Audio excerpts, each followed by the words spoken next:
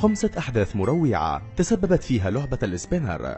قبل أن نبدأ، إن لعبة السبينر ليست لعبة سيئة، وإنما أكدت الدراسات أنها تؤتي بعدة فوائد للأطفال الذين يعانون من التوتر أو التوحد أو قصور الانتباه، ولكن مثلها مثل المقص إذا استخدمت استخداما غير صحيحا فمن الممكن لهذه اللعبة أن تتسبب في كوارث وليس فقط جروح سطحية.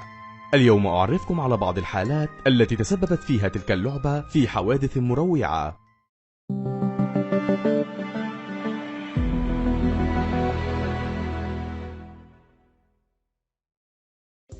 رقم 5. بريتون. هيلي روز هي سيدة من الولايات المتحدة الأمريكية وأم لطفلة تبلغ من العمر 10 سنوات. تدعى بريتون تلك الطفلة التي انتهى بها الحال في غرفة الطوارئ بأحد المستشفيات بعد أن تنبهت الأم إلى أن الطفلة لا تستطيع التنفس. في المشفى قاموا بالإجراءات اللازمة حتى تستطيع الطفل البقاء على قيد الحياة، إلا أنه عند الفحص من خلال تصوير الأشعة اكتشفوا شيئا مذهلا. لقد اكتشفوا قطعة معدنية في المريء، ثم كشفت الطفلة لاحقا عن كل شيء.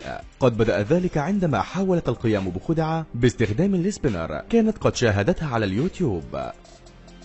رقم 4. إيولا سمارت هي ممثلة أيرلندية شهيرة، والتي نتيجة لحادث مروع بسبب هذه اللعبة فقدت أحد الأدوار الأهم والتي كانت ستؤديها في مشوارها الفني.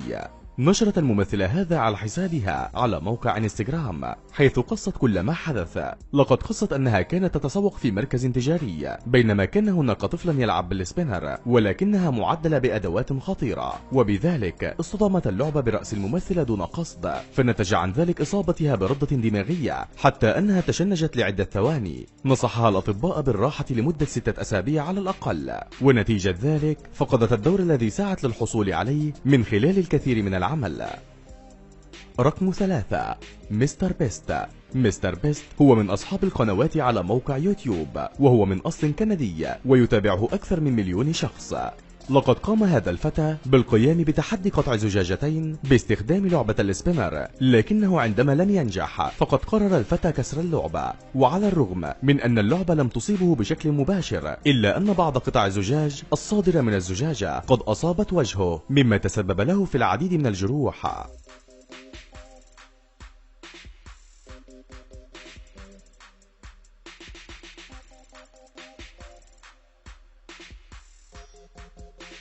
رقم 2. جاك دوفنر. جاك دوفنر هو أيضا من أصحاب القنوات على موقع يوتيوب، ويتابعه 200,000 شخص فقط، لكنه أصبح أكثر شهرة بعدما قام بتحد مع بعض أصدقائه، وذلك باستخدام لعبة السبينر المعدلة باستخدام مطواة. لكنه انتهى الحال بأحدهم مصابا بشدة من جراء اللعبة المعدلة، حتى أنهم توجهوا للطوارئ مباشرة في أحد المشافي من أجل تخييط الجرح ووقف النزيف.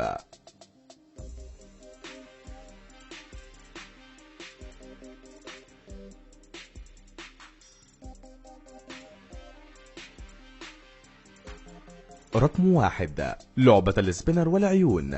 لقد أصاب هذا الكثير من الأشخاص، حيث أن العديد من التحديات التي تستخدم فيها هذه اللعبة لا تنتهي دائما بسلام، حتى أن البعض بدأ باستخدامها أمام أعينهم.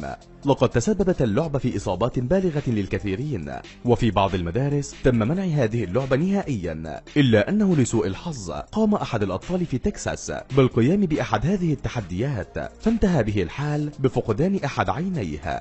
أي من هذه الحوادث كانت الأبشع بالنسبة لك؟ اترك تعليقا، ولا تنسى الإعجاب بالفيديو والاشتراك بالقناة.